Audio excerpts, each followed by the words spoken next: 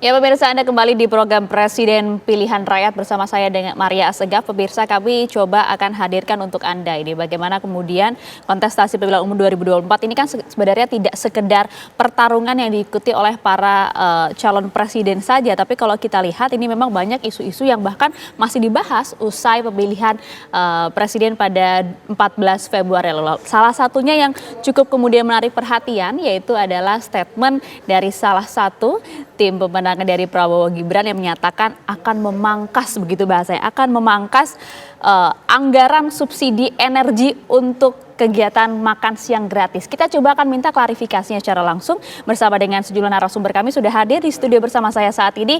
Ada Pak Edi Supardo, Wakil Ketua TKI Prabowo Gibran. Selamat siang, Selamat siang. Pak Edi. Nanti kita coba akan minta klarifikasi seperti apa gitu. Baik. Ya. Dan juga sudah ada Mas Tauhid Ahmad, Direktur Eksekutif Indef. Selamat siang. Selamat siang. Oke, langsung saja. Statement Anda bahkan kemarin menarik perhatian. Tentu Anda juga dikejar-kejar wartawan ya dengan statement itu ya. Jadi sebenarnya betulkah kemudian nanti jika Prabowo Gibran terpilih sekitar 2 hingga 3 bulan program makan siang gratis akan diluncurkan begitu, akan memangkas dari anggaran subsidi energi. Banyak yang protes soalnya nih, Mas. Ya.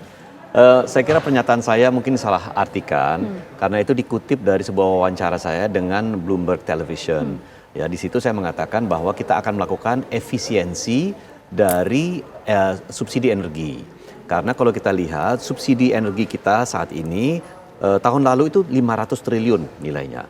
Tahun ini 350 triliun. Okay. Dari 350 triliun itu yang terbesar subsidinya itu ada di Pertalite 163 triliun dan di LPG 3 kg. Ya, itu kurang lebih 113 triliun. Nah, padahal Pertalite dan LPG 3 kg itu 80% dinikmati oleh masyarakat mampu. Ya, bukan masyarakat yang tidak mampu, bukan masyarakat miskin, bukan UMKM gitu loh. Nah, oleh karena itu kita nanti berencana akan melakukan evaluasi terhadap mekanisme pemberian subsidi itu supaya apa? Supaya satu, kita akan sempurnakan dulu datanya, data penerimanya. Ya, terus kemudian kita harus melakukan penguatan dari aspek payung hukum. Siapa yang berhak menerima, kriterianya siapa saja, siapa yang tidak berhak menerima. Dan kemudian juga ada sanksi. Kalau ketika nanti ada yang masih menjual kepada masyarakat umum, harus disanksi. Yang membeli itu juga harus disanksi. Supaya apa nanti ya, angka yang 350 triliun saat ini otomatis akan berkurang. Karena yang akan menerima adalah mereka-mereka yang berhak. Jadi tepat sasaran. Nah, pengurangan itu, penghematan itu tentu merupakan penghematan APBN yang bisa kemudian dipergunakan dananya untuk membiayai program-program lain. Jadi sesungguhnya adalah sifatnya lebih pada efisiensi, penataan kembali, bukan pemangkasan. Apalagi pemangkasan BBM. Kemarin kutipannya yang membuat resah masyarakat adalah pemangkasan BBM. Tidak ada sama sekali. Kebetulan saya pimpinan Komisi 7 DPR RI yang mengurusi masalah energi, jadi saya paham betul gitu loh mengenai kebijakan energi dalam negeri. Dan pemangkasan subsidi BBM tidak mungkin terjadi karena itu adalah bagian dari penguatan daya beli masyarakat. Kalau BBM-nya itu sekarang kita lepas sesuai dengan harga pasar, tentu tidak banyak masyarakat yang bisa kemudian berkendara. Padahal itu kan amat sangat penting. Oke, kalau anda tadi katakan adalah efisiensi begitu, Pak Saidi, tapi berapa sih kemudian target anggaran yang akan kemudian diambil dari efisiensi dana subsidi energi tadi? Kalau kita lihat hari pasti ada dong hitung-hitungannya ya? Kalau hitung-hitungan kasar saja ya, 350 triliun itu penggunanya itu 80% adalah masyarakat mampu. Jadi sesungguhnya kebutuhannya itu hanya 20% dari itu. Mungkin di bawah 100 triliun ya. Itu. Nah, itu juga saya kira merupakan kebutuhan energi subsidi kita ke depannya. Jadi ada penghematan signifikan, ada penghematan 100 tadi ya? Ya, kurang lebih penghematan 250 triliun bisa saja begitu. Ini masih angka kasar ya. Tentu hari itu harus kita kemudian fine tune lagi, kita cari kemudian secara detail lagi. Tetapi itu. Dan satu lagi juga saya sampaikan kemarin, yang harus kita lakukan adalah kita harus mengakselerasi pemanfaatan sumber-sumber energi di dalam negeri yang hijau.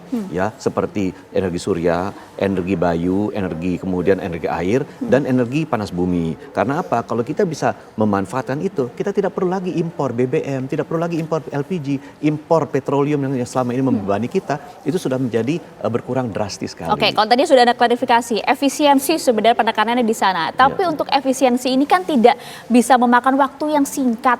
Kemudian kita tahu bersama program makan siang gratis dan susu ini paling tidak informasinya tolong betulkan saya jika salah ya, 2 hingga 3 bulan setelah Prabowo Gibran dilantik begitu. Artinya dari mana anggaran itu kemudian kalau kita masih menunggu efisiensi dari sejumlah pos-pos anggaran dari APBN? Ya, efisiensi itu saya kira bisa dilakukan secara cepat. Yang butuh waktu adalah mengakselerasi sumber-sumber energi dalam negeri. Karena itu kan harus dibangun, ya, harus dieksploitasi dan lain-lain. Tetapi kalau dilihat dari sumber anggaran yang sekarang bisa kemudian kita hemat untuk dialokasi untuk program-program lain, saya kira bisa cepat jika aturan hukumnya, payung hukumnya sudah bisa kita implementasikan. Okay. Nah, otomatis ada savings, ada penghematan yang sangat signifikan bisa kemudian dimanfaatkan. Belum lagi juga ya kita bicara nanti secara berjalan bertahap itu akan ada peningkatan dari rasio perpajakan kita. Itu target dari Pak Prabowo dan Mas Gibran adalah untuk meningkatkan rasio perpajakan kita, dan itu kita sudah punya peta jalannya untuk melakukan hal tersebut, dan peta jalannya tidak muluk-muluk. Kita menargetkan antara 0,8 sampai 1% peningkatan rasio pajak per tahun. Itu saja sudah ada peningkatannya kurang lebih 210 triliun per tahun gitu, tambahan dana. Ya. Saya kira itu hitung-hitungannya lah ya. Gitu ya. Kalau itu saya kebetulan lebih lama menjadi praktisi keuangan daripada politisi, jadi saya hitung untuk hitung-hitungan itu saya agak sedikit akurat. Gitu. Oke, baik Mas Edi. Saya langsung mau ke Mas Taufik kalau gitu. Ke Mas Tauhid, Mas. Jadi sebenarnya efisiensi, bukan pemangkasan begitu saja dilakukan untuk subsidi energi. Tapi catatan Anda seperti apa kalau untuk ini efisiensi? Yang pertama tentu saja saya agak kaget ya, karena ini baru saja diumumkan oleh Quick Count, udah langsung ketemu gagasan untuk langsung mencari sumber dana. Sebagai debat diskursus publik saya kira sah-sah saja, tetapi suasana kebatinan masyarakat ini masih soal pemilu begitu. Jadi alangkah baiknya mungkin diskusi ini mungkin di ranah akademik, jangan ke publik begitu ya. Yang kedua adalah bahwa proses ini tentu saja harus dibicarakan dalam antara level yang saya kira pemerintahan saat ini, karena kan mereka masih memiliki satu kewenangan sampai nanti Oktober. Dan transisi itu juga harus diberikan, sehingga memang mana yang paling mungkin dan tidak, apalagi kita sudah dengar bahwa rencananya akan terjadi kenaikan harga BBM begitu ya, karena menyesuaikan banyak hal begitu. Nah, itu yang saya kira yang pertama. Yang kedua ya, konsekuensi dari efisiensi adalah tentu saja banyak masyarakat yang memang yang tadinya mendapatkan kemudahan atau katakanlah subsidi akan hilang begitu ya. Ada dua dampak yang saya kira sangat signifikan. Yang pertama adalah masyarakat miskin juga terdampak begitu ya. Plus juga masyarakat yang di atas garis kemiskinan. Dalam konteksnya, karena kan tadi kan nanti akan didata secara ulang kembali. Ya, problemnya adalah soal ketepatan sasaran masih banyak begitu. Ada yang memang tidak mendapatkan subsidi, itu juga kena begitu. Termasuk yang di atas garis kemiskinan. Nah, hitungan saya, kami juga pernah melakukan riset soal ini. Kalau subsidi di BBM dihapus ya, masyarakat yang sedikit di garis kemiskinan ada terpengaruh sekitar 5,7 juta orang. Jadi sekitar hampir 2%.